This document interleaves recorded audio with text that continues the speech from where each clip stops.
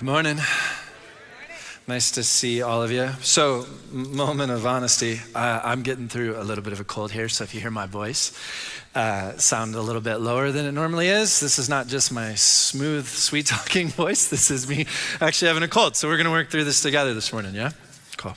Today, we wrap up this series called One Another, and it's all about us being a church. And I don't mean us as Casas, I mean you, me, each of us, right? We're a part of this thing that is called the church. And it's really, really important. It's not just a thing that we attend, it's something that we are. And so today when we go to look at this, we're gonna look at a passage out of the book of 1 Peter.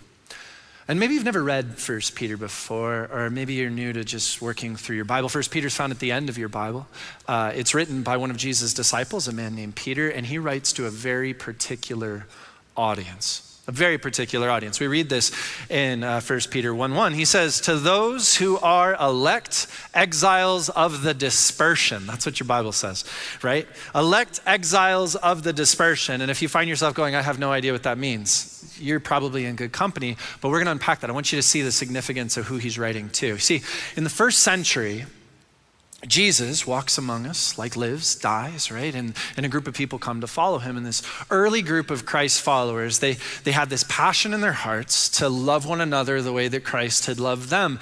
And they recognize that this message isn't just for them, and it's not just for people who are like them, but that it's supposed to go to the ends of the earth. It's supposed to get bigger, and they're supposed to share this. And that the way you do that is by continuing to step into new moments and places with people and loving them one person at a time. They kept loving people into the acceptance and the freedom of Jesus Christ in this powerful kind of way. And this group of people began a movement that we have come to know of as the church. And you're a part of this thing now. It's part of why you're here.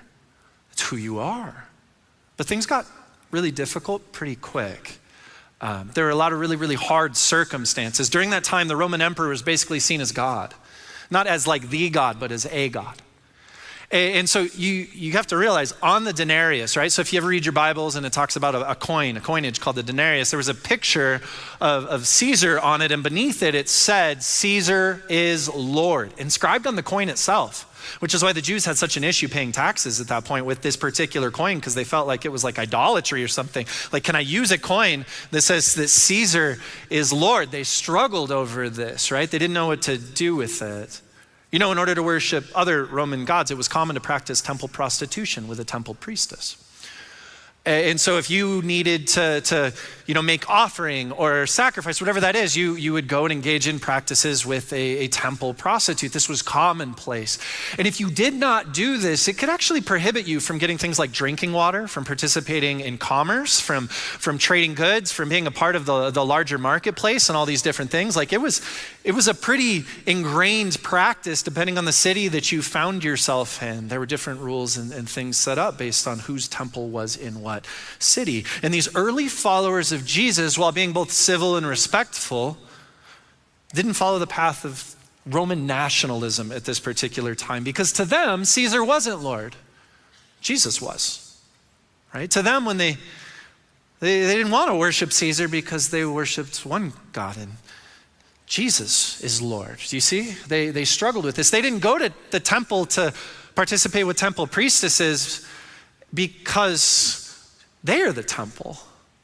They're the sacred space. Wherever they go, the sacred goes with them, and the love of Jesus Christ resides inside of them. Like they're taking this with them. And so they didn't engage in these practices, and they didn't do some of these things. And so as more and more people began to follow Jesus, as more and more people experienced this love and this kind of transformational grace and this new life found in Jesus Christ, it started to create some problems. And the Roman Empire, those who were within the Roman Empire that had this very like Roman Empire first type of mentality, they started to really struggle with Christianity, and a heavy amount of persecution starts to make its way onto the scene. By the time we get to 1 Peter, by the time we arrive where Peter's writing this book that we're going to read a portion of today, the Roman emperor is a guy named Nero, and Nero does not like Christians. At one point, Rome is set on fire, and a bunch of Rome, like half of Rome burns down. It's like a massive event, and Nero has nowhere to blame this. And so who does he blame? He hates Christians, and so he actually blames the fire on this new movement of people, the church. He blames it on Christians. And so animosity and hatred begins to rise. Nero, in the first century, decides that he's going to take Christians from their homes and dip them in oil. He would dip them in oil, cover their bodies, and then light them ablaze, and then he would hang them to serve as lamplight while he would have lavish garden parties, and they would be the lamplight for the party as people feasted beneath them. Like, this is a pretty crazy type of moment. Nero would take Christians from their homes and he would sew them up inside of animal skins and completely enclose them in an animal skin and then drag them out into the middle of the Colosseum where they would starve wild animals like lions or bears and then release those wild starved animals where they would go and then begin to devour whatever was inside of the bag, which was Christians. And I don't know what should be worse in that particular moment. Being devoured in that way, or as you're being devoured, realizing it's to the sound of a cheering thousands of people that are using this as entertainment. Be tough, wouldn't it?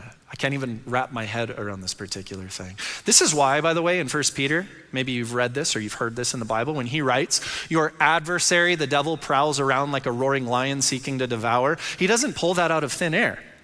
He uses a very specific illustration because of something that they were facing, something that they were experiencing, walking through that was really difficult. So when Peter writes his letter, he's writing to a very specific group of people. This caused them to flee.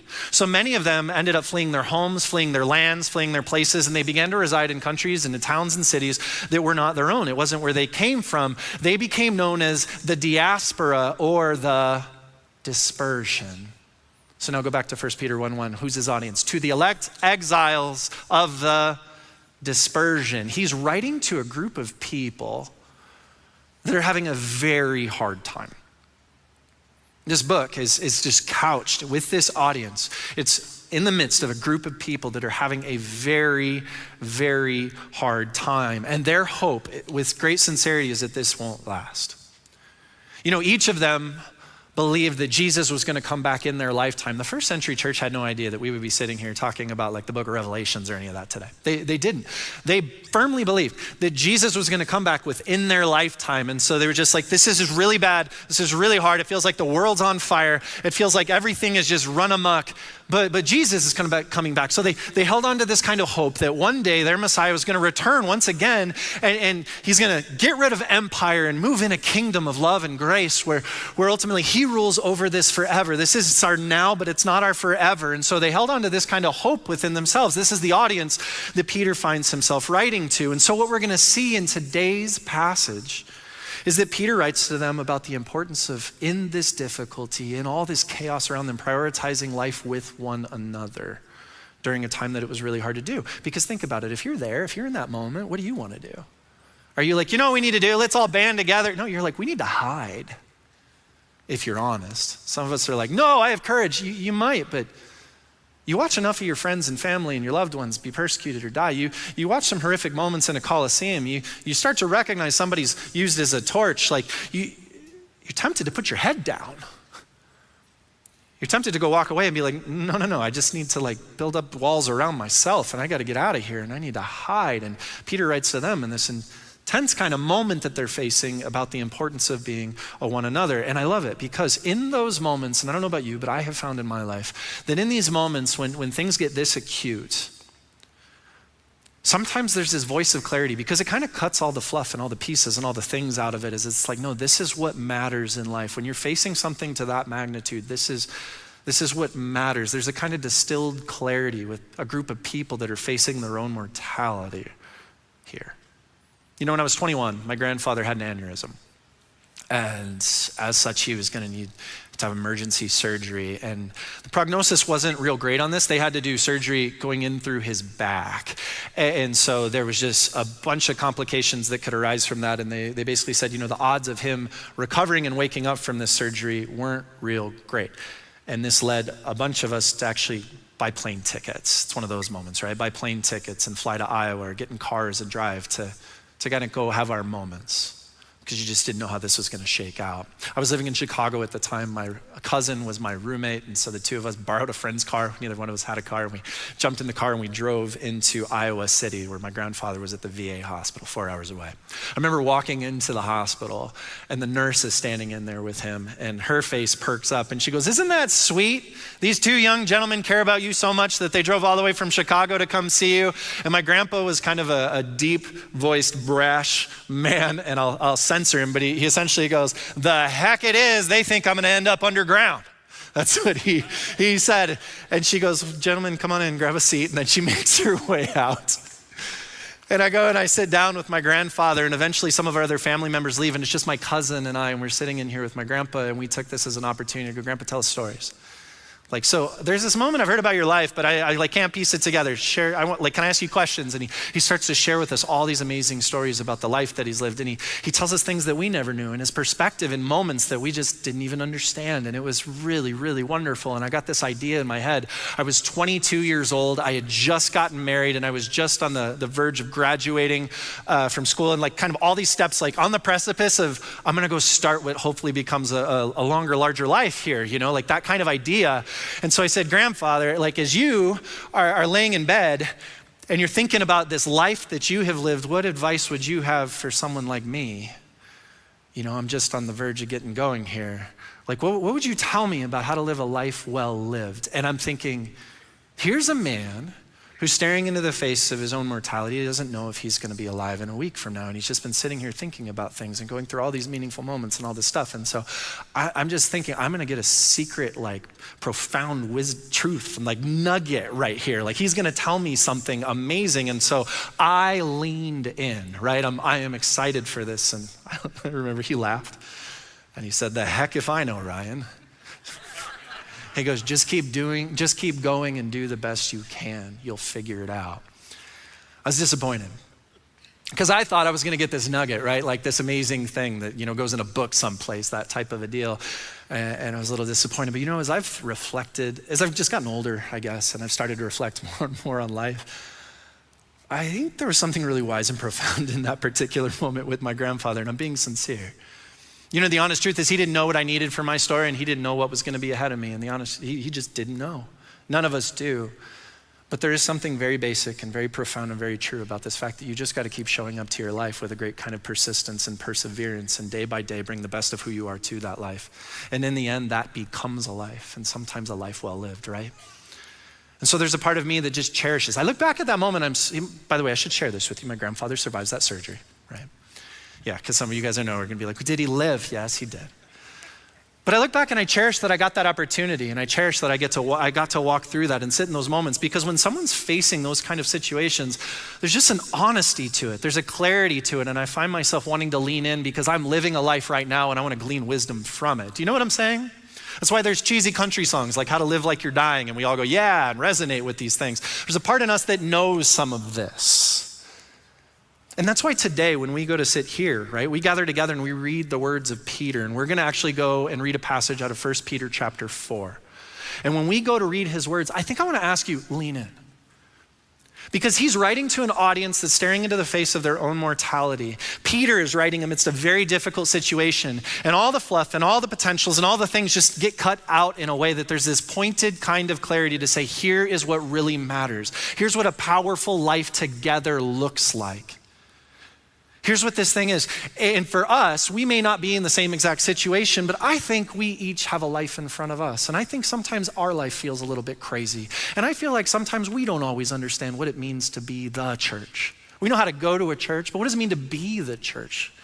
What does this look like? What do we do? And I think there's something powerful and potent here. So I want to ask you to open your eyes and your hearts and lean in as we go to read some of these words that he writes, because I think there's something powerful for each and every one of us about what it is for us here and now to live a powerful kind of life. So let's do it. Let's begin. 1 Peter 4:7. He says, "The end of all things is at hand." He really starts positive, right? But it's a big statement. Do you feel that? The end of all things is at hand. This is what he writes in verse 7.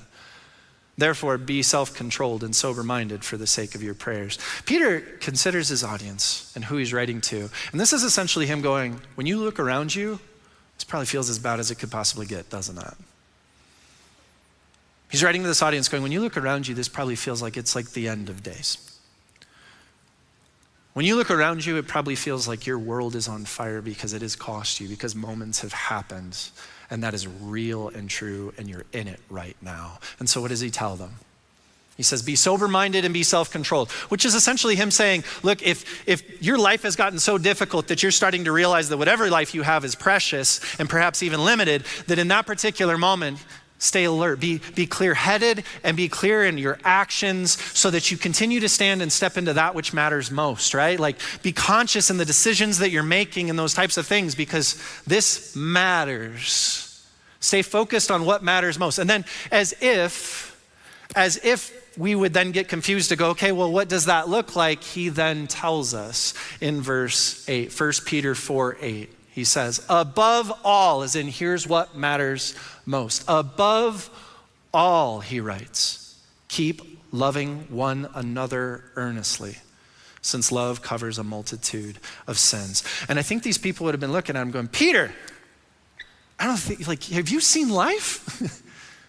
There's a ton of things that matter right now. There's a ton of things that are crazy, right? The world feels like it's on fire. We have lost friends. We have lost family members. We are struggling. We're probably stressed out and turning and biting each other now because hurt people tend to hurt other people and it just gets complicated and the best of us isn't always what makes its way forward. Peter, we need something here. This does not feel safe. Have you met Nero? That needs to stop, right? What do we do? Because wouldn't you ask that same question when you're in that same type of situation? If you find yourself scattered, I mean, just imagine for 2 seconds, you find yourself scattered from your homes and you're no longer living in Tucson or wherever it was that you grew up or were brought up because you're now living as a refugee in exile some other place and you're trying to keep a low profile so that you don't face the same kind of heavy persecution that others around you have. And you're looking for like, I can't do this forever. What is the game plan? What is it that we are supposed to do? What's the plan? It's a very honest question that I feel like most of us would ask, right? And Peter writes to them so overtly, so clearly, and he says to them, above all else, meaning before you make any other plans, here is the plan. Before you decide what's most important, let me clarify it for you. Before you decide the path that you will take, let me tell you what the path looks like. Above all else, keep loving one another. This is what he challenges them to. Keep loving one another. And this brings me to the first point I want to make here this morning, and it's this. A powerful life is one where love is put above all else. And I think this is really important, so I want to say it again. A powerful life is one where love is put above all else. I want you to notice, Peter says, keep loving one another. What does that tell us? That tells us this isn't something new, right? He says, keep going. Keep loving one another. This isn't something new. In fact, what Peter's speaking to is very old. It's because when Jesus was walking among his disciples, right? And he's teaching them. He looks at them at one point and he says, here's the most important thing. And he looks, he says, a new command I give to you. And you're not allowed to do that, by the way. You're not allowed to just give new commands unless you're the Son of God and he does it, which is a big moment. This devout group of Jewish people, he says, a new command I give you is, and this is the thing I want you to follow. What? Above all else. And he says, love one another just as I have loved you. And then he says, and if you want to know if you are my follower, if you want to know that you're living a life devoted to me, here's how you'll know it, is the world will see you loving one another with the kind of love that I love you. And that's going to speak to them about your relationship with me. Meaning this, if we really take seriously this idea that we're to love God, if we really take this idea seriously that we're to love and follow Jesus, then the primary way that gets expressed out is by the horizontal relationship we have with one another. The way we love God is by the way we love others. And that's why he says, by this, the whole world will come to know that you are my disciples by the way you love one another. Why? Because it is above all else. Jesus essentially says, if you love me, then follow this. Siri is responding to me. This is the plan, right? This is the plan. Because you were the church, because they're the church. So Peter isn't saying something new. He's telling them something old. And he's saying, the plan is still the plan, right? The strategy is still the strategy. Hardship doesn't change the plan. Suffering doesn't change the plan, right? Empires, politics, and regimes don't change the plan. Even Nero can't change the plan. The plan is still the plan. Above all else, keep loving one another. And then he puts this little word at the end of the sentence that I just wasn't going to address at all, but I think it's kind of important. He says earnestly. You know, that's a combination of care and willpower, right? When we talk about this word earnestly, what he's saying here is it's not just, and love one another above all else, like this sweet value that you just kind of carry in your life. He's actually saying with great fortitude, with great perseverance, with the kind of energy. This is when you put your willpower, your heart, your care, your mind, all of you into something. Earnestly get after it, like a little kid scavenging the house for candy. You know what I mean? Like earnestly. He's saying love one another. Keep loving one another earnestly. And I find myself wondering at times, is that how I perceive love? Is that how I wrestle with love? Is there a part of me that approaches my life earnestly with this because the plan is still the plan? Because regardless of what the world looks like, a powerful life is one where love is put above all else. I have to be honest. I wonder, just for me, really, if this would have been hard to take in. Oftentimes when I read the Bible, I don't just read it as words. I try to imagine myself being one of the people that heard this at this point in time and kind of put myself in their shoes. And the reality for me is, I think this would have been a tough one to swallow. I do.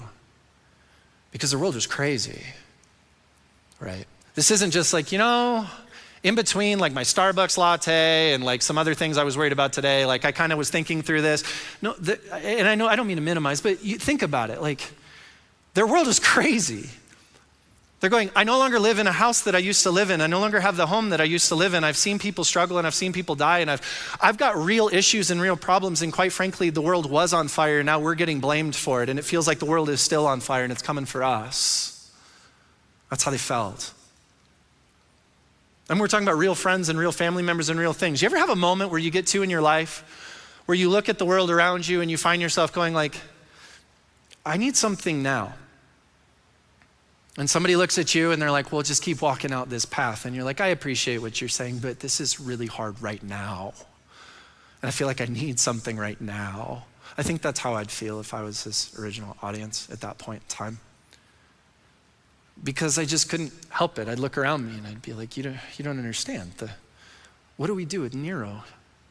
What he's doing isn't okay. I mean, this sin is rampant here, and it's causing brokenness and chaos and death and destruction. Like this is not good. What do we do with the rising culture around us that seems to keep hating us in this particular regard, even though we're trying to love them and do this? So what do we do with these moments where there's pain and there's suffering, and there's hardship? What do I do when I look around me and I see sin and different things playing themselves out? I see problems and brokenness. God, I need something that's going to change my right now, and I need to know what that new plan is. Have you ever had the moment where you look at your life and you find yourself going, love is important, love is a big deal, but like I need something now. I need something more. I need something to deal with this. If I'm honest in my honest of hearts, I have, and I do at times. But what about this? Love is great, but what about this thing? And also, man, if we're starting to get scared and we're starting to get stressed, and what's this even mean for this thing we're doing called the church that's just getting on its feet? It's just getting off the ground. How's this even supposed to look? And we need something that can fix all of this. You may not be living in the first century, and you may not be facing what they're facing, and you aren't. But when was the last time you looked around you at the world around you and you just found yourself going, something needs to change here? When was the last time you looked at your world and you felt like something needs to change here? This isn't okay. Or when was the last time you looked at moments and pieces and just felt like, I'm struggling with this. I'm not okay with this. God, why aren't you doing something? Or what do we do? And you're trying to figure out what your course of action, what is the plan? What do we do here? Right? And if you're really honest, if I were to look at you in that moment, because you go to a church where we talk about love a lot, don't we? Yes. We talk about love all the time, and we might look at you in that moment and be like, love people, and you might find in your own heart going like, yeah, but also, right? Because I need something here. For those of us that feel this tension inside of us, I want to once again read the end of verse 8.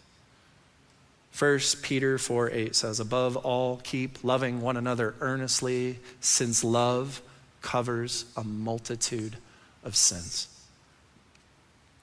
Peter doesn't just tell us to keep going. He does. He says, keep loving one another, right? He says that, but it's not all he says. He doesn't just tell us to love one another above all else, to prioritize it above all else. He says that, but he doesn't just say that. He tells us why. What's he say? Because love covers over a multitude of sins. Now, when I first read that passage, it didn't really it didn't resonate that strongly with me, if I'm candid with you. When I first started studying it, I started to ask myself, well, what does this mean? Love covers sins. And I started to look at this maybe the way that you might, because we're English speakers and we use the word cover over a certain way. And so I thought of it like this. Have you ever had a stain on your carpet? Right? And you tried to spot treat the stain and it won't go away, so you bought an area rug. You know what I'm talking about? Some of you guys are like, now you can't come in my house. You're gonna lift my rug. You're gonna see the things, right? Because you didn't make the stain go away. The stain is very much still a part of the carpet. You weren't gonna rip all the carpet up and redo your house. So you just bought something to cover over it, right? Or what happens when, here's another way. What happens when a politician or a leader or somebody who's powerful and influential does something terrible or wrong, and then they use the means at their disposal to make sure nobody finds out about that? We call that a cover up, do we not? A cover up. Why? It's not that the bad thing went away, we just put a blanket over the top of it so nobody has to see it. Because when we talk about something covering over something, it's like a blanket on a stain over the carpet. And that's how I read this. That's how I understood it when I would envision this idea of love covering over a multitude of sins. But that's not what the Greek word here actually means. The word used here actually means to make disappear. And in its etymology, contains this idea of to obliterate. I want you to think about this for a moment.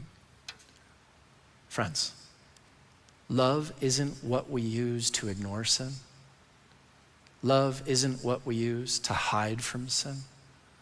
Love isn't the blanket that we take to cover it over so that we don't have to look at it and God doesn't either. Love is the very weapon that we wield to obliterate it. Love is that which makes sin disappear. This is why it's the plan. This is why it's the path. This is why it is above all else. A very long time ago, I had a friend in my life who was in a relationship, sort of. He was actually cheating with somebody, right? So he was in a relationship, cheating with somebody who was in a relationship with, and all these people, I knew all of these people. And so I ended up just becoming privy to this information because I knew all of them. And eventually I'm like, wait, what? Oh no. And someone else came and talked to me about this and said, Ryan, you have to do something about it. And I was like, I don't know that I do. And they're like, you have to do something about this. And I said, okay. But I don't know what to do. I don't know if you guys have faced a lot of moments like these. There's not like a manual out there for it. I didn't know what to do, honestly. So I called someone that I respect and care about, and I was like, hey, I'm gonna go have this really difficult conversation because this friend had asked to meet with me. So I was like, yeah, I'd love to meet with you. And so I'm gonna go have this really difficult moment, and I don't know what to do or how to approach this. And they told me, I ahead of time, look up some of these Bible verses and some of these things and bring your Bible with you. And as they go to talk with you, just let them know, here's what the Bible has to say. Make sure they understand that this is a sin, and then ask them to stop it.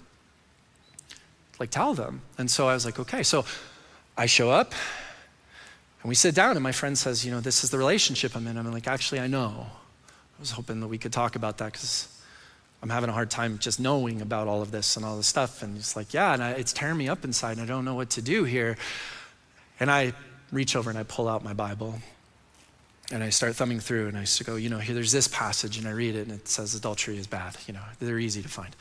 This passage, adultery is bad. This passage, adultery is bad. These types of things. I'm like, you realize this is This is a sin. You're hurting people by engaging in this. And he looked like 1,000 pounds were suddenly sitting upon his shoulders. And he's just like, I know. And he said, I don't know why I keep entering into this relationship. And I was like, then you need to stop it, right? Because I wanted sin to go away. So I told him, you should stop it. You see? We agreed it's sin, and we walked through the passages and the things he now knows. And I said, well, then you should stop it. And he's like, I don't know how. And I was like, well, it's easy. You just stop.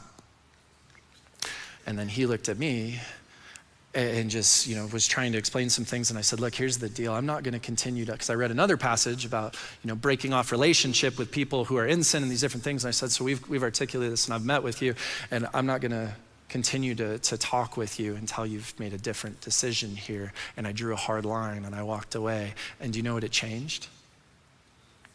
Nothing. But here's what it did do. It made him into an excellent hider.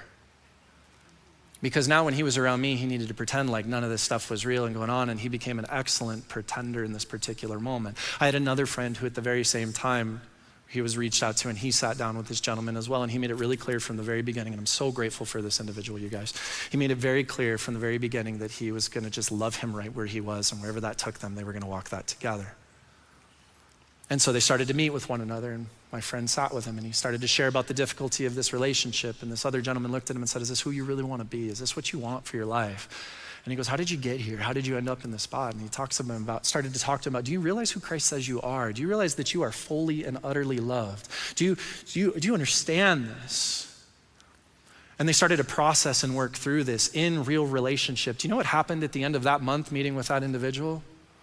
My friend reached out to both parties involved and broke off this relationship. And here is what he said to me. He comes back around, he goes, I want to let you know I did this. And at that point, I'm torn up inside because I just hated the way all of this was. And I'm like, I'm sorry, I need to learn how to do this.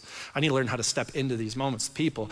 And he said, it's not that I just wanted the bad thing to go away. He's like, this isn't who I want to be. And it's not the kind of person that I want to be in my life. It's not what I want for my life. And I don't want to hurt these other people. And so I chose something different. Love obliterates sin, friends. It might take time. It takes a whole lot of relationship. But love might just be the most potent weapon that you wield against sin. We often think that the thing we need to do, and this is what I used to think a very long time ago when I'd have this kind of conversation. I used to just think, maybe you're like me, where you go, people just need to know that it's wrong. And when they know that something's wrong, they'll have the chance to stop doing it, because if they just knew it was wrong, then they'd stop doing it. And that's how this works. So if you want sin to decrease, if you want brokenness to decrease, if you want bad things to go away, you just need to tell people that it's wrong so that they can know that. As if this is like, could you imagine? As if you guys in this entire room right now, are sitting here going, we didn't know. As if that's me. Think about this. Has that ever worked in your life where somebody was suddenly like, by the way, what you're doing is wrong. And you're like, oh my gosh, I had no idea. I'll stop now. Thank you. No. It just flat out doesn't work. I have a rule for my life: never prescribe medicine for others that doesn't work for you. It just doesn't work. There's a part of this where we keep thinking that's the plan, that's the strategy. And you see this in churches and people and places all over the place that, man, if the world's going crazy around us, or if the world's going crazy inside of us, or whatever it is, what we need to do is identify the wrong, point it out, call it out, and make the change. And I just want us all to wrestle very honestly in our own hearts and our own lives. Is that what works for you? When you think of the sin in your own life and the things that you struggle with, because we are all human beings, myself included, do you find yourself going, the honest truth is, I struggle with it because I just have no idea? Or is the hardest part about it because you resonate with the words of Paul when he writes in the scriptures, I keep doing what I don't want to do, and what I do want to do, I don't do, and it's tearing me up. Right? It's so hard. Love is that which obliterates sin. Love is that which makes sin disappear. For God so loved us that he obliterated it, right? For God so loved us that he didn't put a blanket over your heart and be like, well, good, I don't need to look at that anymore. No, he gave you a new heart. For God so loved us that he doesn't need to cover something that he can simply get rid of altogether. Do you understand? Love is the most powerful thing that we hold if we actually care about things like sin and brokenness and destruction and all kinds of things around us. It is the path, it is the plan, it always has been. And you know, if I were the devil, I know that's a weird thought, but it's helpful. If I were the devil, I've thought a lot about this. If I were the devil, you know what I'd want to do? I'd want to take a group of people that had actually had the genuine and honest experience of what it is to be fully loved by the God of the universe, who'd had hearts transformed by grace and who had lives opened up, who now were bound as a part of a one another called the church. And I would want to convince them that the most potent weapon they had was actually soft or shallow or weak or avoidance. And then you know what I'd want to do? I'd want to convince them that things like guilt and condemnation and shame were the most powerful tools that they had. Because if I can get them to change how they operate, I don't even have to go fight a battle out there. They'll do it for me. Because friends, when somebody becomes a better hider, right? When you heap guilt and when you heap condemnation and you heap shame upon somebody and you pin them down under that, and they have the choice to either own that as their identity and just keep living that way, which is kind of what happened when I had my conversation with my friend, or change the way they perceive themselves or hide the way they perceive themselves, right? By covering over this thing, they become a hider. That's the best possible place for Satan to just take a hold of their heart and allow brokenness and destruction and things to compound. It's in the hiding of those moments where all of that stuff gets so rough. And if you're thinking about this in your head, think about this from your own life and your heart. We feel this. We kind of know this already. Love is the most powerful tool that you have. Love obliterates sin. Friends, you, me, we are the church, and you have something so powerful in you. You do. It is the love of Christ. And I'm not talking about some conditional form of love. I'm talking about the agape, unconditional love of Jesus Christ that resides in you. It's in you. It's transformed you. And it is a blessing and a gift to the people around you, because a powerful life is one where love is above all else. And that brings us to the second thing here that I want to close with. And really, this is an application of the first. If you're going, so maybe how do I even live that out, or what steps I take? Well, it's going to look different for all of us, but here's one path, and it's this. A powerful life has space prepared for others. Peter continues to write, and he says in verse 4:8, he says, show hospitality to one another without grumbling. I am never going to forget this verse for my whole life. It is seared into me because I had a really weird experience where this verse was used, and I will never forget it. And I'm going to share that experience with you now. I was 19 years old. I was driving down Orange Grove Road on my way to a landscaping job, which is what I did at the time. At that point in time, Orange Grove, the entire way, it was just single lane, both directions, right? And as I'm driving, 7 a.m, not a lot of traffic out, on my way to get in the truck to go to a job site, going to the boss's house, there's a man walking down the side of the street, this black man, and he's like short, but he's stocky, and he's got this massive black duffel bag, like really, really, like almost like military size, big black duffel bag. And I don't think anything of it, I'm just driving around and going to work. And he looks over his shoulder, sees me coming, and in an instant, he grabs the bag and he throws it into the middle of the street in the middle of my lane, in front of my car. I drove a Toyota Tercel. If you don't know what it is, just think of a clown car and slightly bigger, and you've got me inside of it. It is a really small 2-door car. And I'm driving this, and this is gonna wreck my vehicle. And so I slam on my brakes, and the tires skid to a stop just inches before this massive duffel bag. You have the moment like that where something scares you and the adrenaline rises, and I raise my hands and I go, what was that? And without missing a moment, he opens my passenger door, grabs the bag, sits down in the passenger seat, and shuts the door. And now this gentleman is bear hugging a giant black duffel bag sitting in the car next to me. And I lose my mind. I looked at him and was like, get out of my car. And he looks at me and he goes, take me to church. And I said, get out of my car. And he looks back at me and he goes, take me to church. And I yell at him again, you've got to get out of my car. And he looks at me and he says, are you a Christian? And this shook me for some reason. And I looked at him and I said, yes, why? I mean, we're close. It's a small vehicle, you guys. We were really close. I'm like, yes, why? And he says, I am a traveling preacher, and the Bible tells us that despite the fact that I'm a black man that you do not know, we are brothers, and we are to show hospitality to one another without grumbling. There's the verse. And in that moment, I'm 19 and a little idealistic. So in that moment, I'm like, I think God just dropped a divine moment into my lap. Let's do this. And I didn't go to work. I was like, okay, I'll take you to church. Where do you need to go? And he goes, I don't know. You got to just take me to a church. And I said, okay. So I drove to a church and I pull up and I'm like, here's a church, man. I got to go. I'm late for my job. They're going to kill me. And he says, I can't go to this church. This is not the right church. And I was like, you're going to have to be more specific. I don't know where do you want me to take you? I can't keep doing this. And he goes, I don't know, but I need you to take me to church. So take me to church. And I was like, oh my gosh.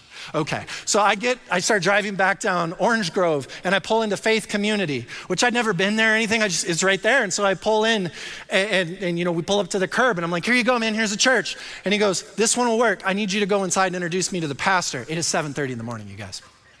And I was like, okay. So I go to get out of the car and he goes to get out of the car and we start walking forward. And the moment he's far enough with that duffel bag, I turn around, run back into my car, jump in, start it, drive away. I have no idea what happened to that guy. As I drove away, I just prayed to God. I was like, well, Lord, I did my part with a little bit of hospitality. The rest is on yours. And please make sure there's nothing bad in that duffel bag. And that's all I got. I have no idea. But I will remember for the rest of my life, show hospitality to one another without grumbling. You know, that word for hospitality is actually a really interesting word. It's a combination of two words smashed together. The first word is strangers, and the first word is friends, and the second word is strangers. That's what it is. It's a combination of friends and strangers, both those words smashed together, which effectively means this. Hospitality is when you love strangers like they are your friends. This is a very classic definition. This is why if you go to Central Asia or many other countries with a massive hospitality culture, even though they don't know you, even though somebody doesn't know you, they're gonna make course after course of meals and they're gonna pull out all the stops and all the things for you because they want to honor you and lift you. They're treating you as a stranger like you're a part of their family, like a friend. This is what hospitality is. Friends, hospitality is when you open up a seat next to you like any one of us could do at any point in time as a way of loving someone. For someone that is different than you. You know why we have the word stranger? It's because it's rooted in the word strange. Those people are strange to you. Hospitality is when you open up the seat next to you for someone who's a little strange to you. Because you don't know them or because they're not like you or because something's different. Hospitality is when you have a conversation with someone that you wouldn't normally have because they're a little strange to you. They're different, or you wouldn't talk to them normally, but you look at them and you find yourself going, I want you to know that you have a place with me and I'll be the one who opens the front door. I'll be the one who puts out a place setting. I will be the one who makes my way to you to have the conversation. It doesn't have to be on you. Hospitality is when you share a meal or a gift with someone because you want them to know you value and you care about them. Because the honest truth is some people will never know how loved they are by God until they know how loved they are by you. And some people will never set foot in a church that you go to until they've been able to set foot in your life or in your home. Because hospitality becomes this amazing expression of real love. And if you're struggling with how do I put this above all else, you can start there. Hospitality isn't driven by a social media algorithm that keeps putting things that you like in front of you more and more and more. Hospitality is actually looking for that which is different from you to say, I want to let you know that you have a place in the kingdom of God too, because God's kingdom is big enough for us all. Hospitality is a profound act of love. Let's remember, Peter's writing to a group of people who's essentially become exiles and refugees. He's writing to a group of people who are struggling to protect their own life and whose every tendency would be to keep their heads down. And yet he's saying, above all else, keep loving one another. It's the plan. I don't care what the world is around you, the plan stays the plan. And as you go, because remember, they're in a country or culture that's not their home. They're actually the alien. They're actually the refugee. They're actually the exile. He's saying, I know that's where you are, and I want you to be the ones who invite other people in. I want you to be the ones even here who sees this as your opportunity to let love shine that much brighter because this is who you are, and no one can take that away from you. Why? Because you are the church.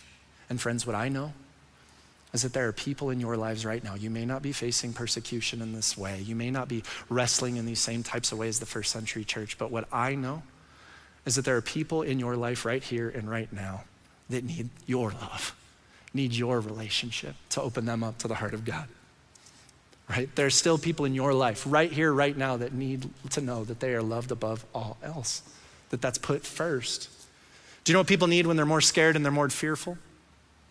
The answer is not shame and condemnation and guilt to pin them down. They need a whole lot of love and a little bit of hospitality. Do you know what people need when they're feeling more broken or they're struggling in a deeper way? It's not guilt, shame, and condemnation. It's a whole lot of love and a little bit of hospitality. Do you know what people need in a world where churches are in decline because everyone's gotten so used to all of the fingers pointing at them instead of opening up to them? A whole lot of love and a little bit of hospitality. And I believe, friends, that we aren't just a church, we are the church who can step into that kind of thing and love people in a profound way, because you are an extraordinary group of people. You have the love of God in you and through you. And I'm so excited to see how he will continue to use you and me, all of us together as Casas Church, to love the community and one another in a powerful way, because that's what a powerful life looks like. Let's pray. God, we come before you today, and we know life's a little hard sometimes. If there's anybody in here who's really struggling, Lord, I just pray that they would know that they're not alone. I pray that they would just sense your love and your closeness, and I pray that you teach us as a church how to best love them, Lord. Help us to keep love above all else, God. And Lord, as we go to step into just life, as we always do, even here, even right now, God, open our eyes, open our hearts. Open us up, God, to see the people that are in front of us that we can love in a powerful way. Give us patience. Give us persistence of relationship. Give us kindness and warmth and empathy and compassion and all the things that we might need, God, to love people in an extraordinary way. We love you. In Jesus' name, amen.